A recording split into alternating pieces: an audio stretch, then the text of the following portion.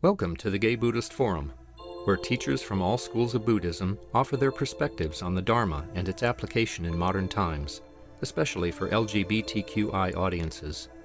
These talks are offered freely to the world and made possible by appreciative listeners. If you would like to support our efforts to share the Dharma with underserved audiences, please visit gaybuddhist.org. There you can donate, find a list of upcoming speakers, or enjoy many hundreds of these recorded talks dating back to 1996.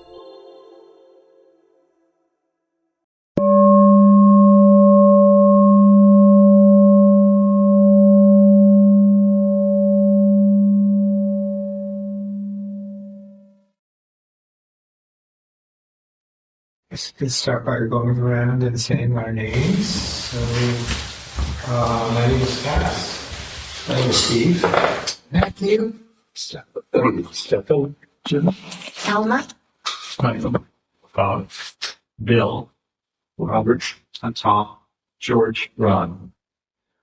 And online joining us are Edward, Daniel, Steve, Harley, Bob, Ben, Rich, Sue, Briscoe, Andreas, Gaitis, Nino, and Samuel.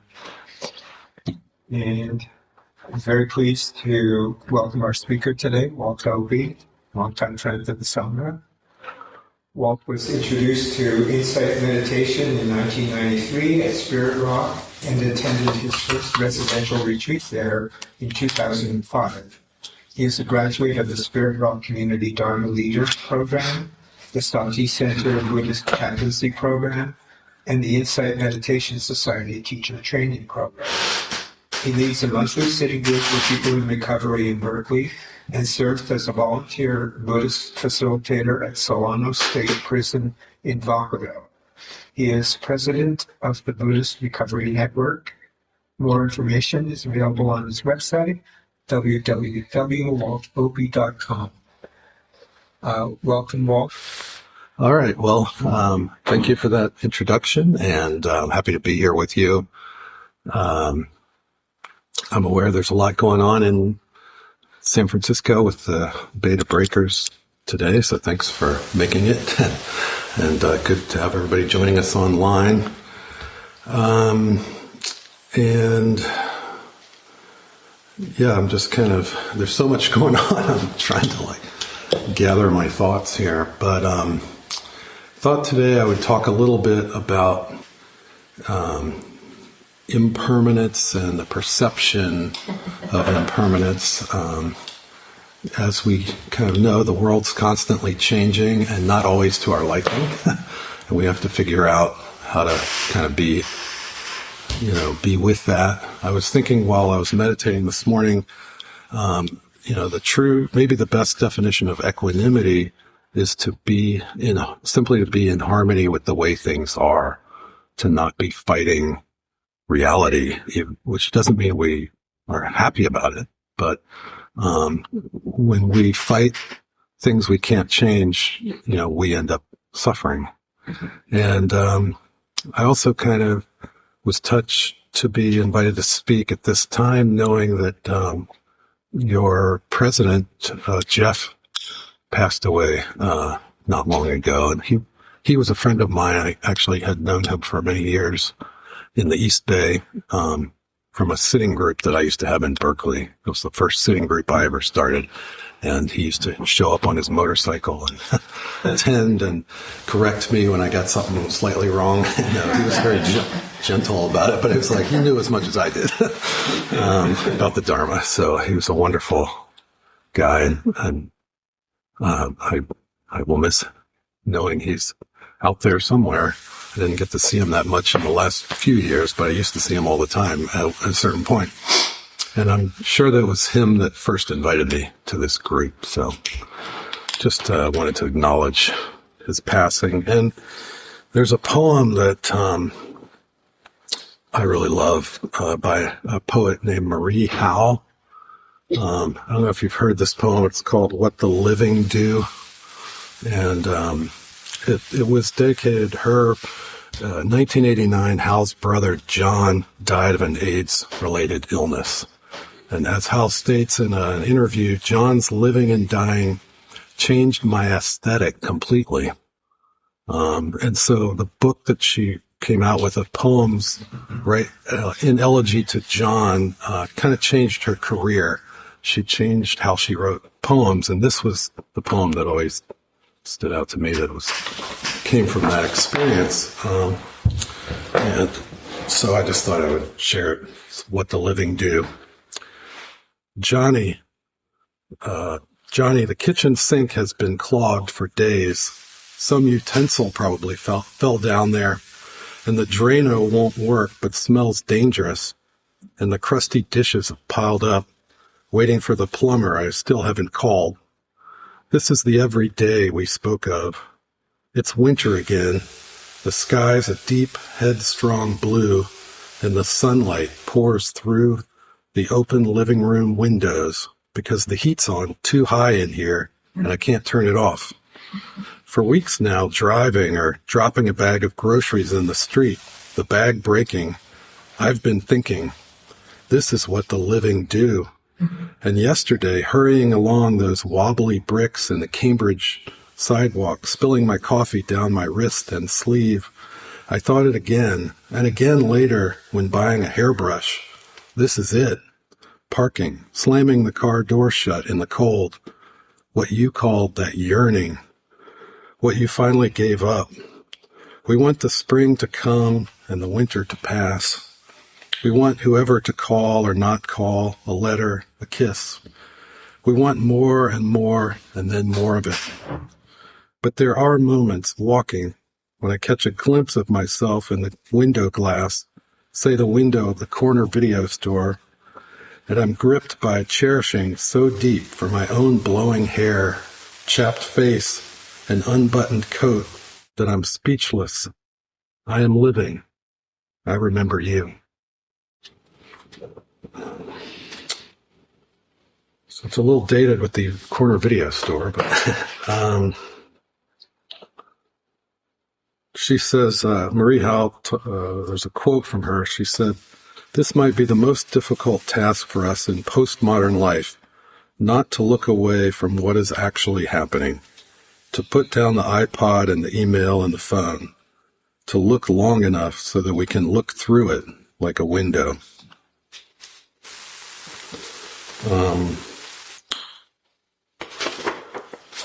So I just think for me the Dharma is always pointing us back to just this present moment. I guess that's why I love this poem, as you feel. And I get the sense, and there's another poem I might read later that she also wrote, that something about her brother's death just kind of woke her up out of her busy life, woke her up out of some dream state that we kind of tend to be in, and that's kind of what, the Buddha was pointing us to as well, I believe, trying to wake us up out of the, this kind of not really seeing things the way they actually are. And one of the things the Buddha pointed to was, impermanence. And so I have a quote here from Bhikkhu Bodhi, he's a longtime Buddhist monk and translator, scholar. And he writes, he's translated a lot of the, early Buddhist discourses into English. He writes, "The notion of impermanence forms the bedrock for the Buddha's teaching, having been the initial insight that impelled the Bodhisattva to leave the palace in search of a path to enlightenment. Impermanence in the Buddhist view comprises the totality of conditioned existence, ranging in scale from the cosmic to the microscopic." Kind of like Bhikkhu Bodhi can kind of get into this sort of big-sounding language. He says the mark of impermanence comes to manifestation in our inescapable mortality, our condition of being bound to aging, sickness, and death, of possessing a body that is subject, quote, to being worn and rubbed away, to dissolution and disintegration. And he says, and at the close of the spectrum, the Buddha's teaching discloses the radical impermanence uncovered only by sustained attention to experience in its living immediacy, which reminds me of that poem, The Living Immediacy of Spilling Coffee on Your Wrist. The fact that all constituents of our being, bodily and mental, are in constant process, arising and passing away in rapid succession from moment to moment, without any persistent underlying substance. In the very act of observation, they are undergoing destruction, vanishing, fading away, and ceasing. So that's one way to see the world. We don't really like that, though, right? Do we? Because what we like is permanence, right? We like that sense of, why do we have so many movie sequels? I was thinking of Devil Wears Prada 2 20 years later, right? It's like, we want to see that the cast members are still around and haven't changed too terribly much or whatever it is.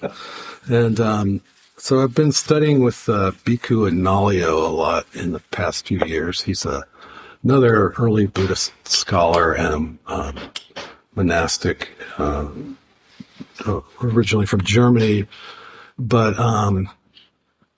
and he's got this topic that he's kind of been talking a lot about. And I love this book because it just sounds kind of intense. The signless and the deathless, but on the realization of nirvana is the subtitle.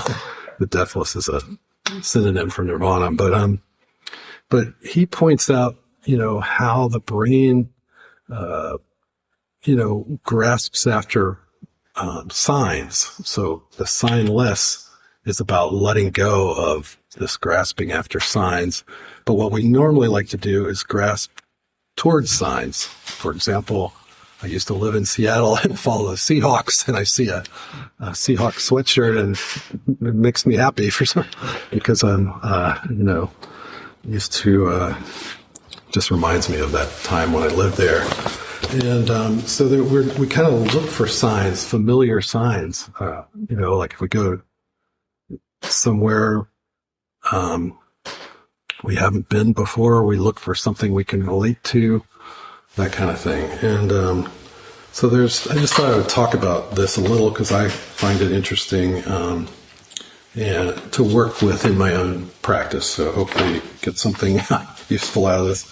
But Bhikkhu Nalio writes that the basic sense of the sign, which is in Pali nimitta, is the characteristic mark of something, which enables perception to recognize what that something is.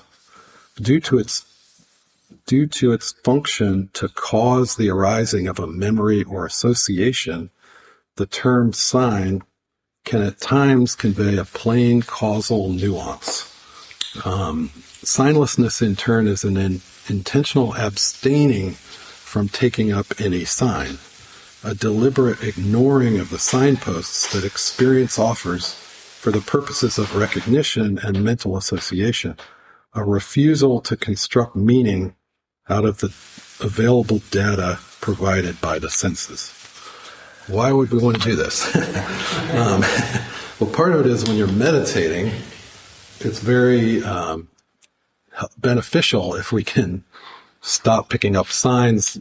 It helps us deepen our samadhi, the concentration aspect of meditation.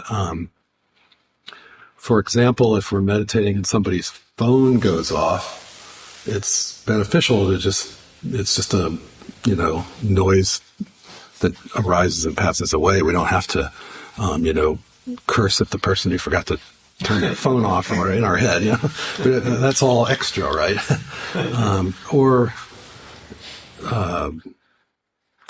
If certain thoughts come up, we can just let them go, right? We don't have to think like, I forgot to call my mother back or whatever, and then stress out over it, whatever it is. So there's ways that this not picking up signs is actually very helpful in meditation. It helps us connect with, we're trying to connect in theory with the timeless, the timeless, ultimately nirvana, which is considered timeless and deathless and things like this. So, not picking up signs is a useful practice. I'll try to say more that's hopefully helpful. Full reveal. This is the first time I've tried to give a talk really explaining some of this. So hopefully you can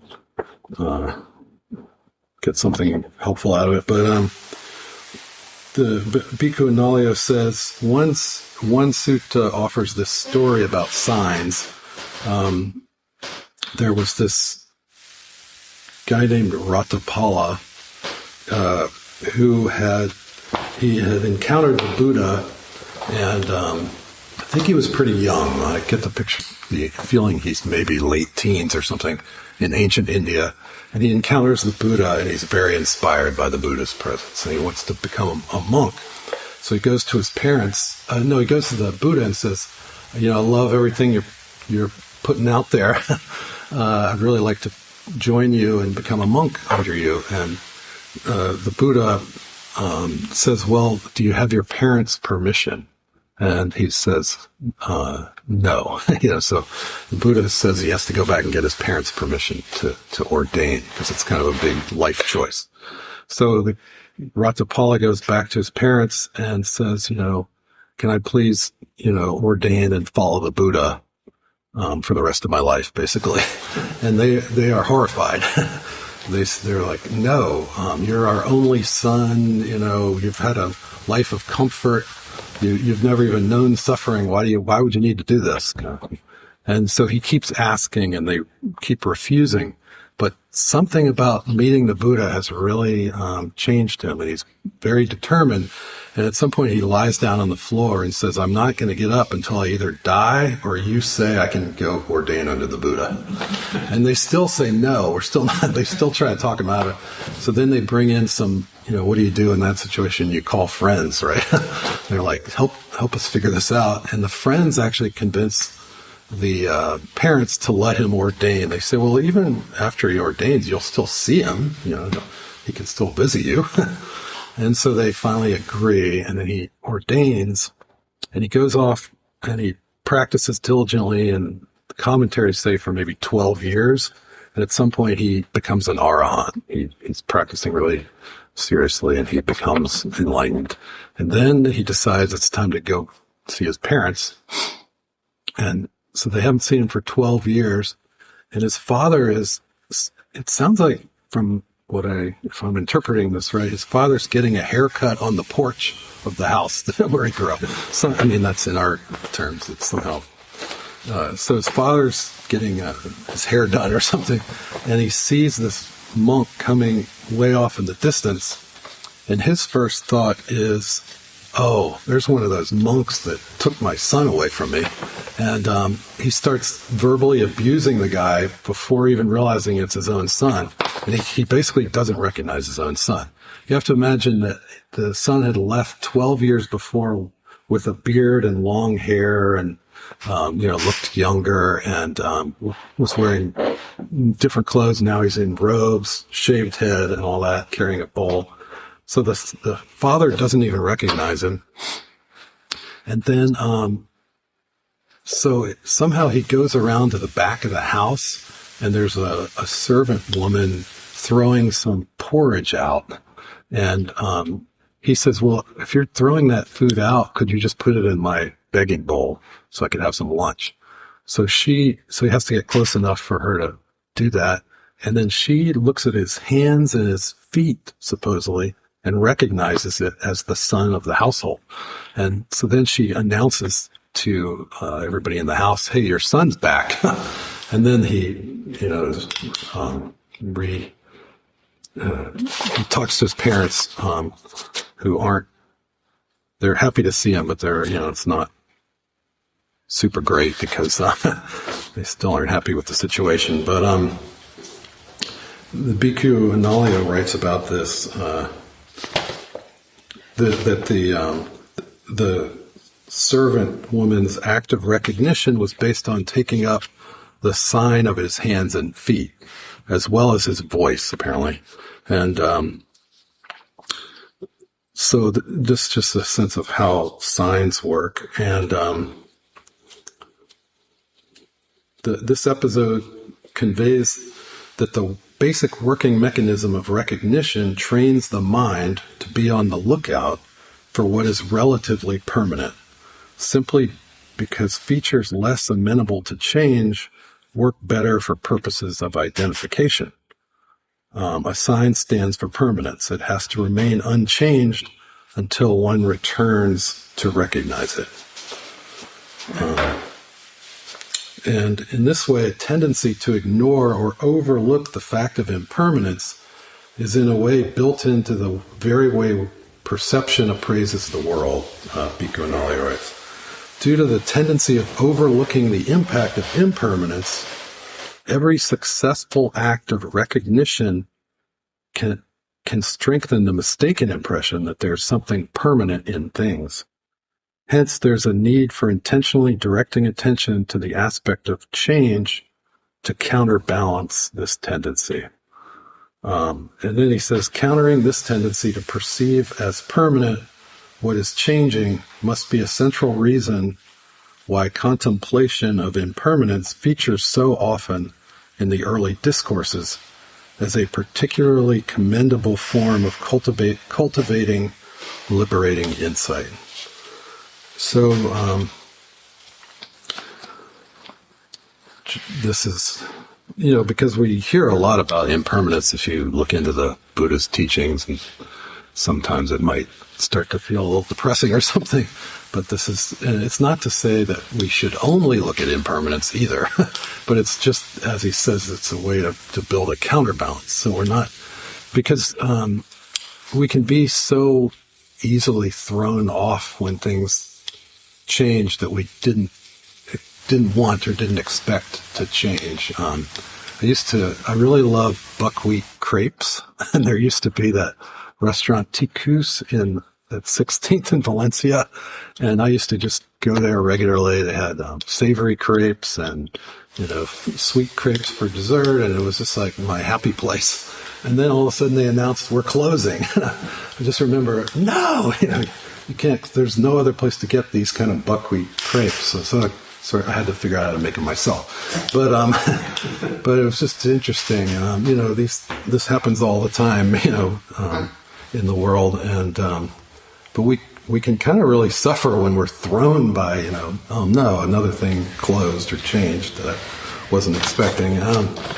So I think it's helpful to kind of prepare ourselves, basically, and also as we age, it's just helpful it helps us accept things the way they are, I think, and so that we don't have to suffer when things start to change. I used to really like to play pickup basketball with certain friends, and some people 60 might still be able to play pickup basketball, but I just kind of realized I'm going to get severely injured. I can't really play that well anymore anyway. And it just seemed like maybe I should move on to something else. And so I didn't really have to suffer over it. It's a little sad. I can still shoot basketball or whatever, but it's just not quite the same. But then I discovered pickleball, but don't get me started on pickleball. All right, moving right along. There's a quote I like from, you probably heard the story that I think it's David Chadwick from the San Francisco Zen Center was at Tassajara with Suzuki Roshi, the Japanese Zen master, and he said something to the effect of, I've been listening to your Dharma talks for years, and I love them, but I can't really say I totally understand what you're pointing us to. Could you summarize the whole Dharma in just a few words for me? And of course he braced for some kind of, he wasn't sure how Suzuki Roshi was going to respond, but then Suzuki Roshi just paused for a minute and said, everything changes. Next question? But he boiled it all down to everything changes. So just to say that this is kind of a key teaching, and And then Joseph Goldstein in his book Mindfulness says, the Buddha said, better than 100 years lived without seeing the arising and passing of things is one day seeing their arising and passing. And when we see deeply that all that is subject to arising is also subject to cessation, that whatever arises will also pass away, the mind becomes disenchanted. Becoming disenchanted, one becomes dispassionate. And through dispassion, the mind is liberated. We can be mindful of impermanence on many levels, he says. Nature, collective level, rise and fall of civilizations and cultures, personal, people are born and die, pets, etc. He says, given all these examples of change that are before us all the time, it's striking that we often still find the changes in our lives surprising. Somehow we count on things staying a certain way, or at least, if they are going to change, they will change to our liking. So we have this idea that somehow if it's going to change, it should change to our liking, which of course we know is not true, but it still can feel that way. And it's funny, there's that famous story from Ajahn Chah where he has his favorite drinking glass or something, and he holds it up and says,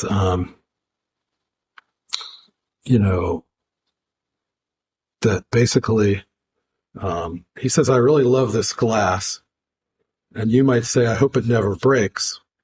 And then, and later on, it breaks because your dog knocks it over, and then you curse the dog, something like that. And he says, but he knows that the glass is already broken, even when it's still in good shape.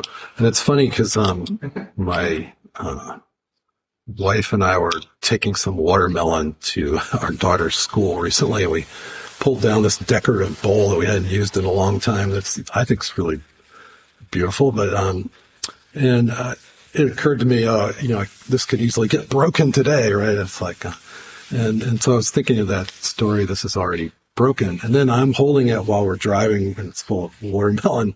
And then I realized I touched the edge, and I realized there's actually a crack in it that I'd never noticed before. So it literally is already broken. I hadn't even realized. So it was like and it was actually kind of good that I was thinking about Ajahn Chah. And Ajahn Chah says,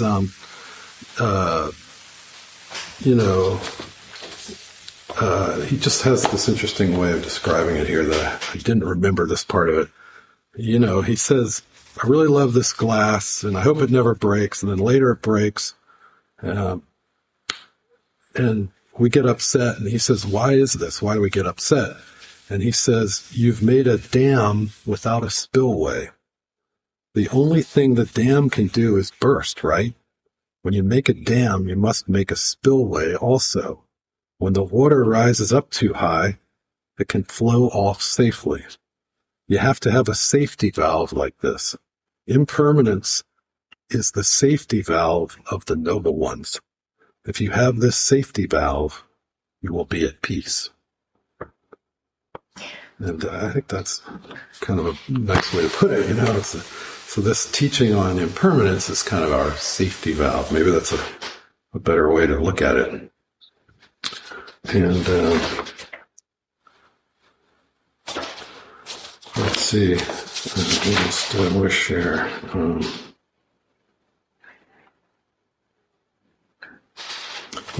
So then one other aspect of all this I wanted to point to is that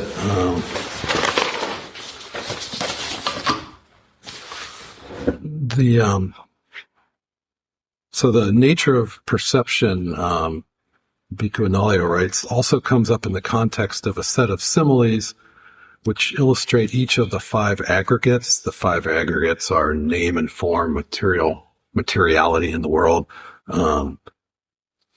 the perception,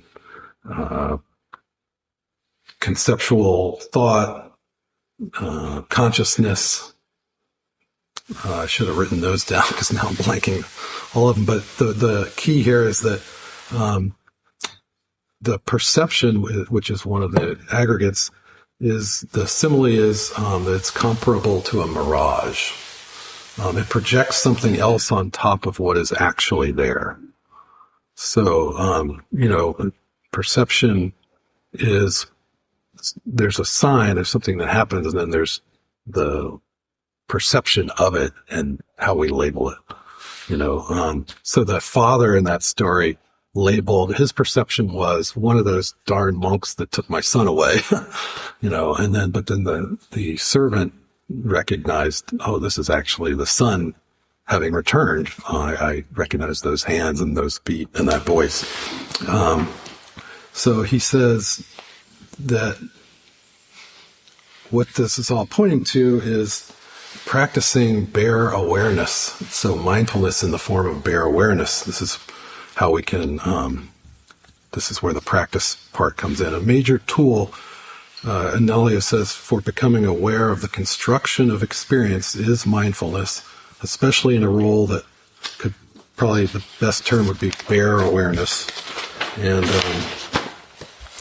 then he talks about this famous sutta, the Bahia Sutta, which you may have heard this one before. I don't know, it's one of my favorite suttas. I'm not going to tell the whole story, but there was this guy in ancient India who kind of had been led to believe that he might be enlightened. And one day he was pondering this because a lot of people thought maybe he was, and they would treat him particularly well. And I guess he wore only bark for clothing. There's different stories. One is that he was shipwrecked, and that's all only clothes he had, and then people saw him and they thought he was some kind of enlightened hermit or something. And anyway, so he sort of took on that role of like, I'm some kind of spiritual guy and people are treating me well because of it, so I'll roll with it. And then supposedly one day he was thinking about this, am I really enlightened or not? And supposedly a deva came that had known him when they were a human. It was like a cousin of his who was now a deva. Said, you're not enlightened, sorry buddy, and you should know you're not even doing anything that would lead you to become enlightened. And he's very distressed. He's like, oh no, this is not good news. Is there anybody who is? How would I even get there? And she says there's basically the Buddha but he's many miles away in northern India and you're down on the southeastern coast or something. And, but he's, I guess, determined to figure this out. So he just starts walking right then and there as soon as he hears this voice. And, so he has to walk, just as he, never spends the night in the same place twice. So he just crosses the subcontinent of India until he gets to where the Buddha is, for however long that took. And finally the Buddha's out on alms round. He finds out, somebody tells him where the Buddha is. He goes, finds the Buddha walking around with his bowl, collecting his daily meal. And he says, teacher, can you please give me your teachings? And the Buddha's like, I'm on alms round. Can we do this later? But he asks him 3 times. And back in ancient India, if you asked 3 times, they would acquiesce. So here's what. And the Buddha, apparently this guy must have had some spiritual practice that wasn't so bad, because the idea is that he was fairly far along, and the Buddha somehow sees this, and so he gives him this very pithy instruction. He says, Bahia, you should train yourself like this. In what is seen, there will be just what is seen. In what is heard, there will be just what is heard. In what is sensed, there will be just what is sensed. In what is cognized, there will be just what is cognized. Bahia, you should train yourself like this. I like the beginning of that. In the seen, there will be just what is seen. In the heard, just what is heard. So that's something that I think we can practice with. And, that's pointing us to this bare awareness. And so then that's the first part. The second part, Bahia, when for you in what is seen there will be just what is seen, in what is heard there will be just what is heard, and sensed and cognized, then, Bahia, you will not be thereby. This is where it gets a little, abstract. You will not be thereby. And Bahia, you will not be thereby, and then you will not be therein. But Bahia, you will not be therein, and then you will be neither here, nor beyond, nor between the two. Just this is the end of suffering. Got it?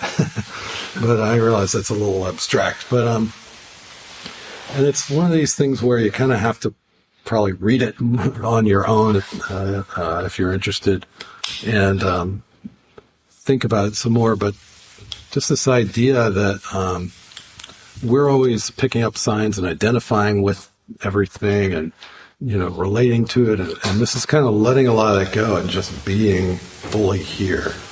Not caught up in any of that.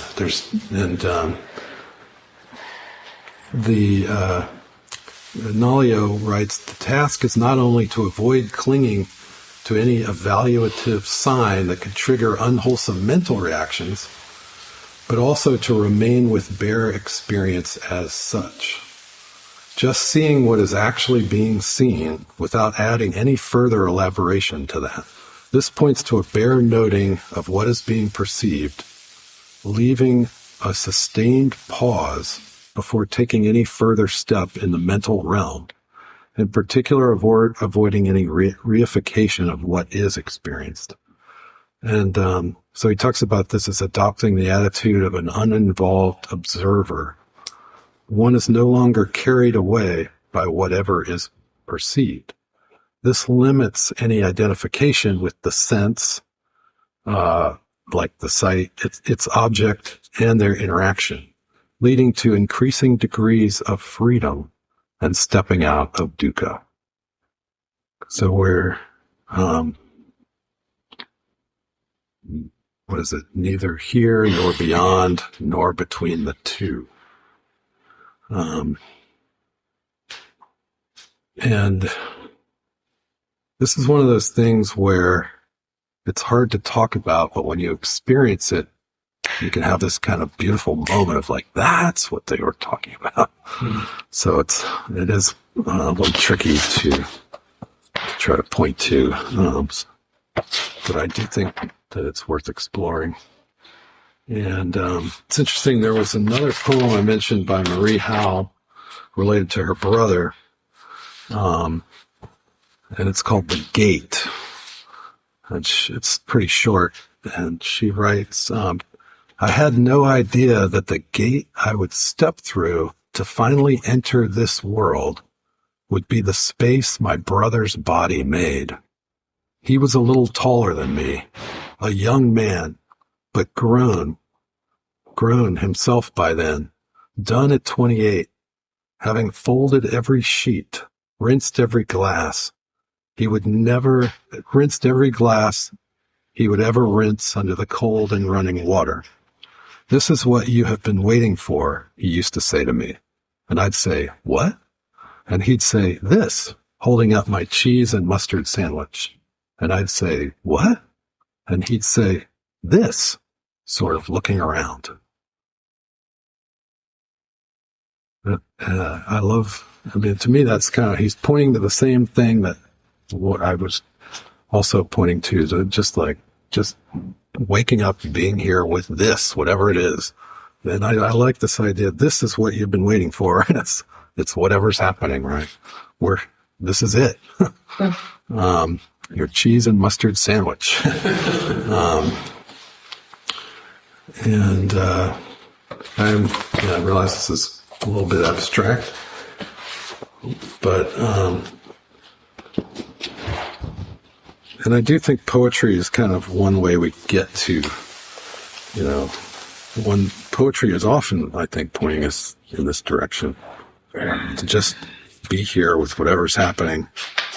So maybe I'll end with this one last poem I just happened to come across by Seamus Heaney, the famous Irish poet. and it's called Postscript.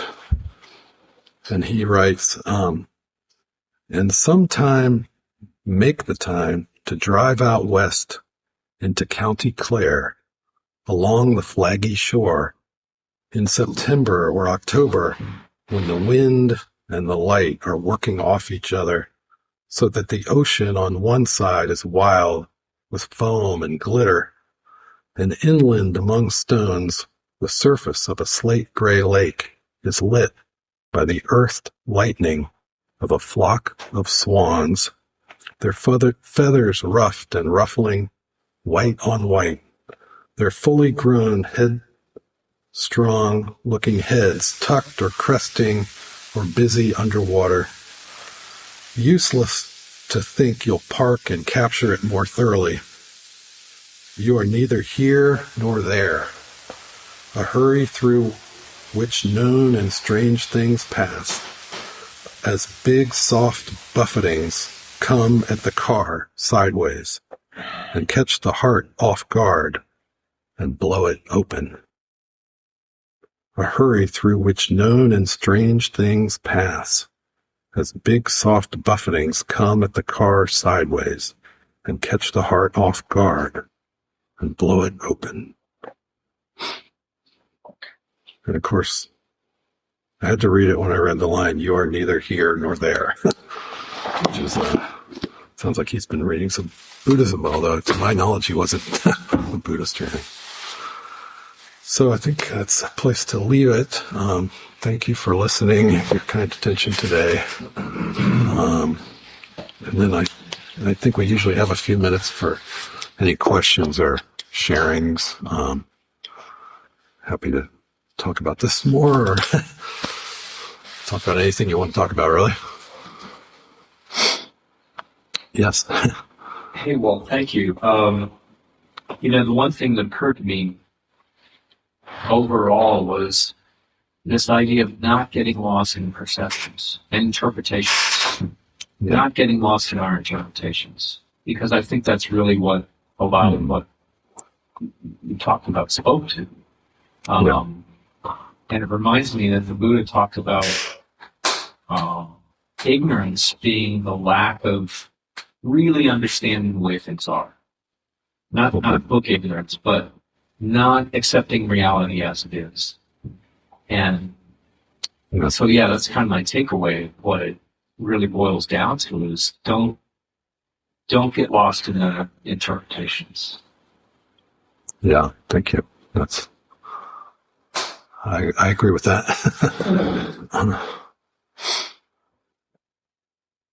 I have a question. Sure. Is sort of paying attention to signs the same thing as meaning making? Like, it seems like we're kind of hardwired to make meaning, and so is sort of not paying attention to the signs, which I think you referred to, is something to avoid in meditation. Is that the same thing as sort of like not trying to make meaning out of what we're perceiving? Yeah, thank you. I think that's a wonderful question, and I think that there's the sign, and then there's our perception, and then the perception triggers a memory or a desire to make meaning, right? So another thing that the Buddha cautioned about was the Pali term is papancha, or proliferation of thought, the way that we take something and just run with it, which is kind of what I'm hearing you pointing to. And that's another thing that just takes us out of the actual present moment, and we're so busy concocting all these thoughts about what's happening, but we're not really here. We're not really seeing things the way they actually are. We're adding meaning, like you're saying. We're interpreting it in different ways, and that isn't necessarily beneficial because it's extra. It's not, and we tend to suffer over kind of the meaning that we're trying to glean out of things sometimes. I mean, sometimes it's all good and beautiful, but sometimes we get ourselves into, suffering and The weeds. yeah, the weeds, the proverbial weeds. But thank you. That's a good addition to what I was pointing to. But this part of the idea here is to keep us from getting lost in that proliferation of thought that Buddha kind of warned us about.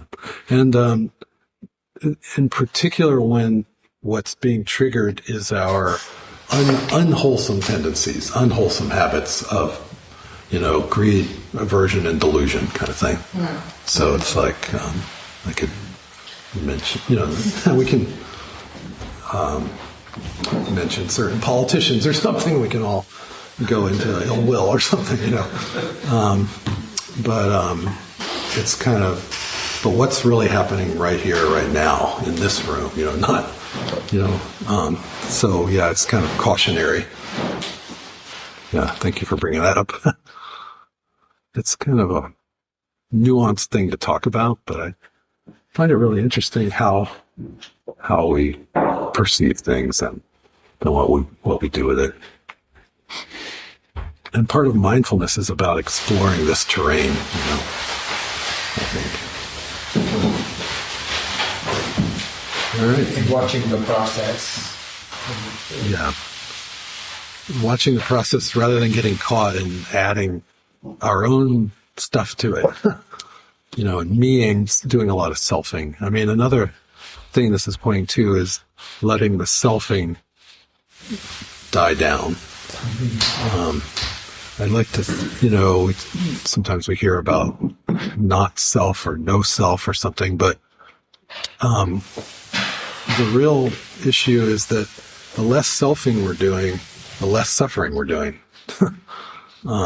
Because we suffer around, say, thinking that somebody slighted me, or somebody's against me.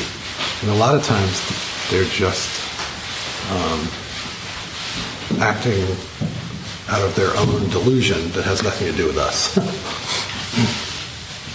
Anyway. So any other questions or comments before we close and have the dedication? Yeah, Bob online has okay, great. Hi, Bob. I want to thank you. You stimulated a lot of thought in me, and I have a question that I hope isn't too pedantic or absurd. Sure. Talking about events, can people hear me? Yes, I can hear you. Oh, okay. Talking about people and events aren't permanent. Is the past considered permanent? Doesn't change. I'm very grateful for some things that have happened in the past. I don't want to lose that. Yeah. But should I ever be concerned that the past is permanent?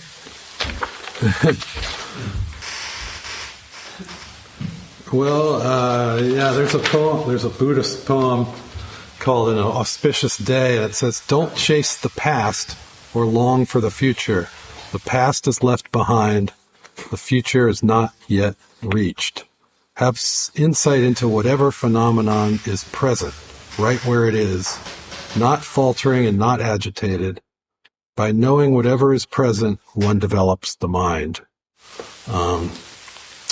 Anyway, so I don't think we need to worry about the past being permanent or impermanent. The idea is it's gone. It's not. It is impermanent because it's not really. You can't put your finger on it. There's nothing to grasp there. And it is interesting because what I think we're even saying is our memories are what we're clinging to, and even memory can shift, right? And what I find is, my memory is not always accurate, even, sadly. So I'm sorry to say that the past is impermanent because it's already gone. Does that make sense? It doesn't mean... It makes sense, but I often think that, I've been fortunate to have many things that have happened in the past that make me feel good when I think about them again, and for which I gain gratitude. And that gratitude can pull me out of some deep holes I might fall into for events that are happening now. So that's why I was kind of asking the question. I don't want that kind of past to disappear. Sure. And that's a present moment experience, enjoying a memory of the past, right? So I guess that's the tricky, not to get too into semantics about it, but, yeah. Yeah, that's, I hope that, thank you for the question. I mean, like you said, it's thought-provoking. Sure. Nobody's, to my knowledge, has a time machine that can go back and actually change anything in the past. But yeah, and I'm glad. I'm all for cultivating gratitude in whatever way you can. So, I guess that's a big word yeah, at that thank you. time, I guess. Sure. All right. I guess. Well, let me just. Maybe. We're out of time. Okay. Well, please go forth and have an auspicious day. That's the name of that poem. It's a beautiful day out there. Enjoy it. Thank you for having me. Thank you. We have a host today. Yes. I am the host. I have given up drinking and spilled my tea in the Dharma here, but please stay and enjoy the company of the Sangha. There are refreshments out there and tea is available. If you use a cup, feel free to just leave it in the sink and I'll haul up and wash it and put it in the dishwasher. Now I'll be going around with the Dharma bowl. Dharma is our sense of giving back into the Sangha that then allows us to give an honorarium to the speakers and to pay for the rent of this center, as well as monthly dinners that we prepare at Larkin Street Youth Services, and our quarterly newsletter, mailed monthly to people in prison. If there's a newcomer here, we have a newcomer's sign-up sheet, if you wish to be included to receive any of the membership directory or any other information that we share as a group. Some members go out for lunch after the meeting. Everyone is welcome to join. The group meets in front of the door around 12:30 p.m. Thank you. Next week.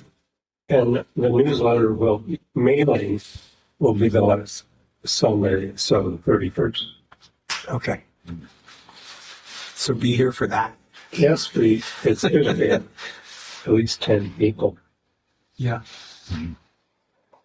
And next week, our speaker will be our own Matthew Parafano, who will share more Shakespeare Dharma. It was our Sangha's positive response to his GDF Dharma talk last June that encouraged him to continue developing this material.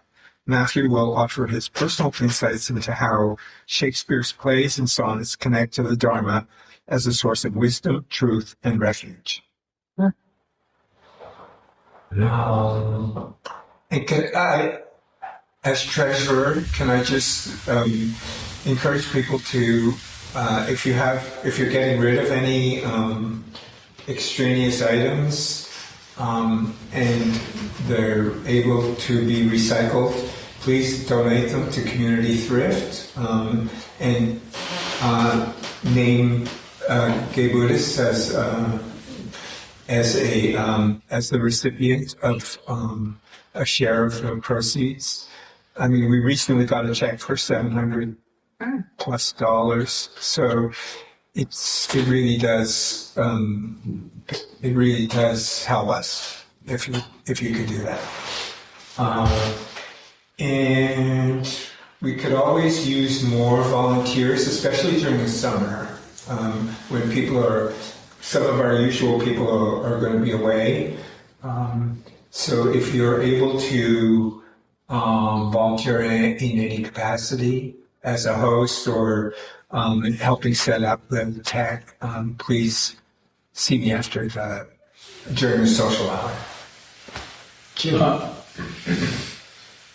I'm playing in an orchestra concert today at 5 p.m. at the First Baptist Church. We're playing Haydn String Quartet and Viola Concerto by Telemann and some other pieces. And all the chocolate chip cookies you can eat. And it's free. So it's at 5 p.m. today at the First Baptist Church. Which is where? Octavia and Waller. Okay. Near Market. When you come off the freeway, you see that big domed church? Right. That's it. Okay. Okay. Thank you. So let's gather for the dedication of marriage.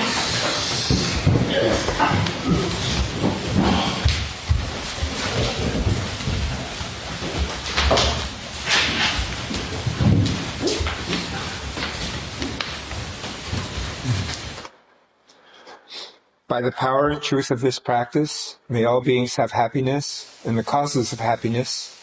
May all be free from sorrow and the causes of sorrow. May all never be separated from the sacred happiness which is without sorrow. And may all live in equanimity without too much attachment or too much aversion, believing in the equality of all that lives. Thank you. Thank you. Fascinating talk. Really good. Really good. Thank you for listening to the Gay Buddhist Forum. If you would like to hear several new talks per month and be notified of upcoming speakers so you can participate live, please subscribe to this podcast, like us on Facebook, and join our mailing list by visiting gaybuddhist.org.